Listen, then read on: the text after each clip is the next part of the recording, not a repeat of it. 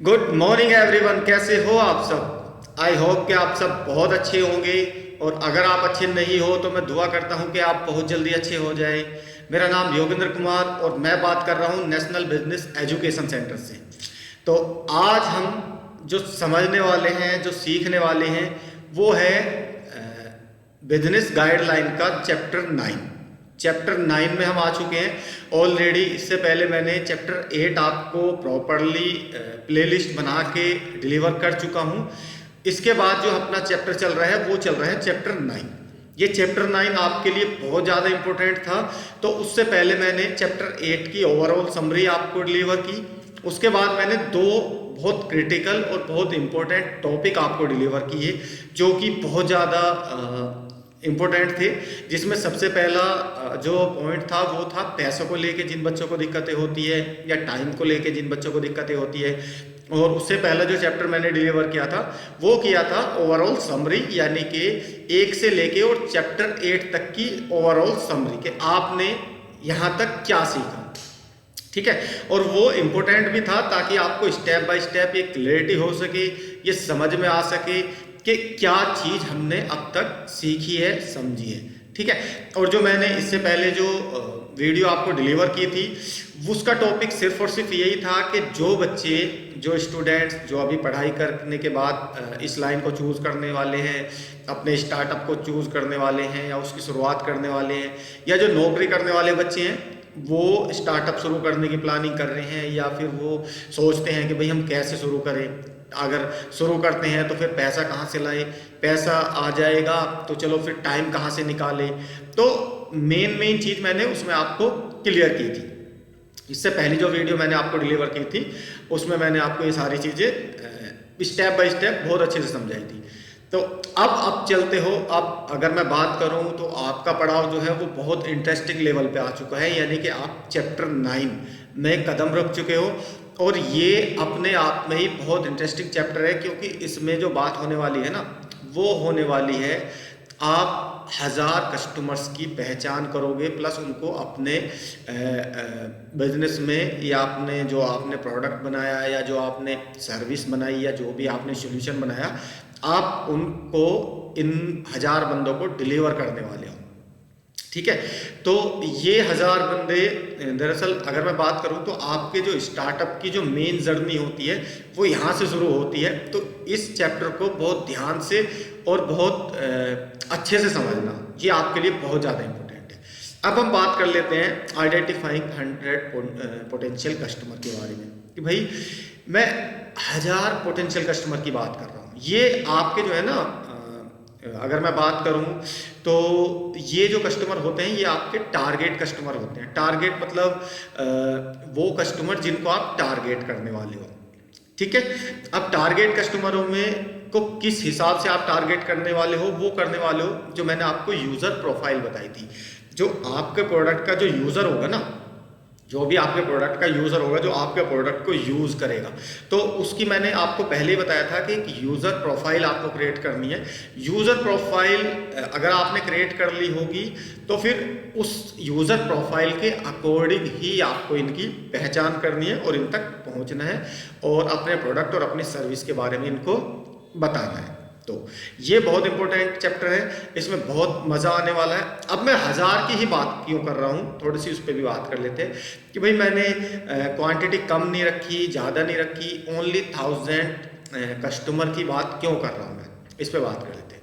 एक आंकड़ा होता है 100 का या 1000 का, जो बहुत शुभ होता है और जिसमें आप बहुत अच्छे से क्लियर कर पाते हो कि भाई नंबर ऑफ जो पॉजिटिव फीडबैक था वो कितना था, और निगेटिव फीडबैक था हमारे प्रोडक्ट को लेके वो कितना था। विद एग्जांपल मैं एक एग्जांपल देता हूँ।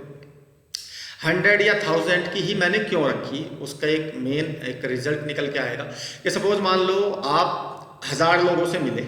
ठीक है, 1000 लोगों से आपने मिले, आपने प्रॉपर एक यूज़र प्रोफाइल बनाई, फिर उसका डेटा इकट्ठा करा, और आपने वो 1000 के 1000 कस्टमर्स के नाम, नंबर, ईमेल एड्रेस, जो भी डिटेल्स, जो भी डेटा आपके पास है वो अपने यहाँ पे एक्सेल शीट में या अपनी डायरी में नोट डाउन कर लिया।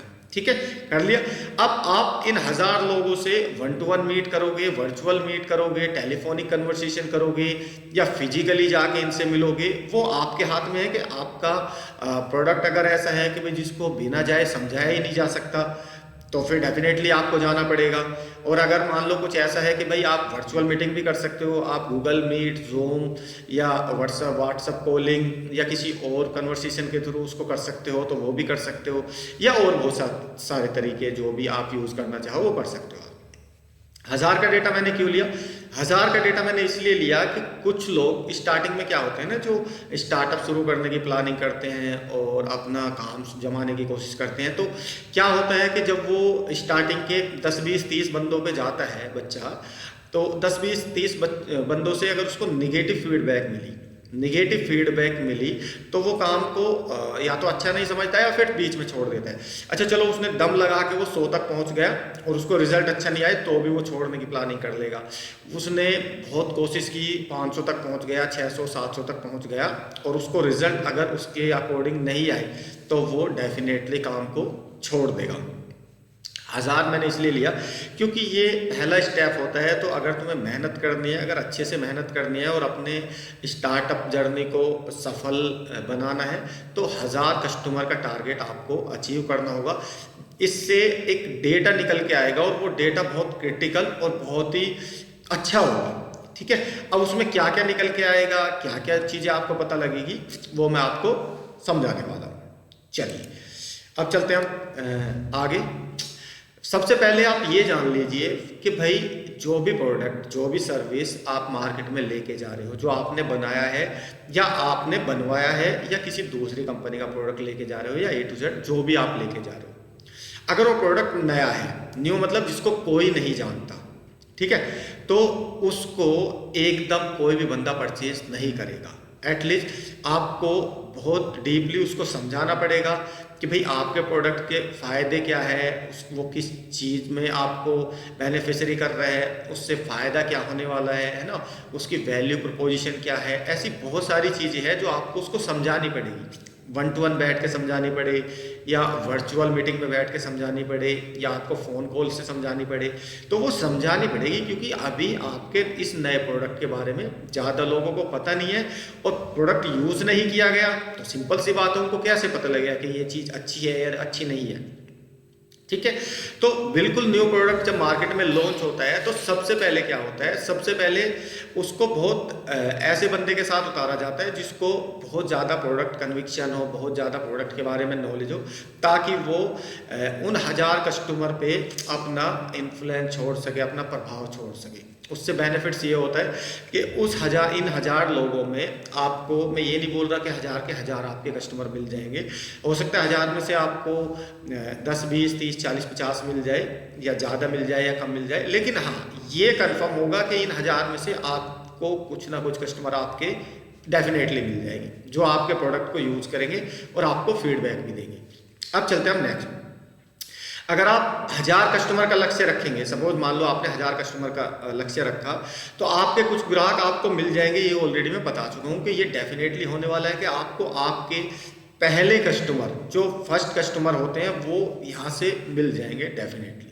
आप कुछ भी सेल कर रहे हो, कोई भी प्रोडक्ट सेल कर रहे हो, वो कस्टमर आपको यहाँ 100% मिलेंगे। उनकी क्वांटिटी कम ज़्यादा हो सकती है बट वो डेफिनेटली आपको मिलेंगे, ये 100% श्योर है। अब चलते हैं उनकी क्वांटिटी कितनी भी हो सकती है, जो ऑलरेडी मैं बता चुका हूँ। अब यहाँ पे क्या होती है, यहाँ से शुरुआत होती है आपके स्टार्टअप की, आपकी इस जर्नी की शुरुआत यहाँ से होती है कि आपने मार्केट में जाना शुरू किया, लोगों से मिलना शुरू किया एज पर यूज़र प्रोफाइल। ठीक है, अब मिलने के बाद क्या हुआ कि भाई आपको कुछ कस्टमर मिलने शुरू हो गए।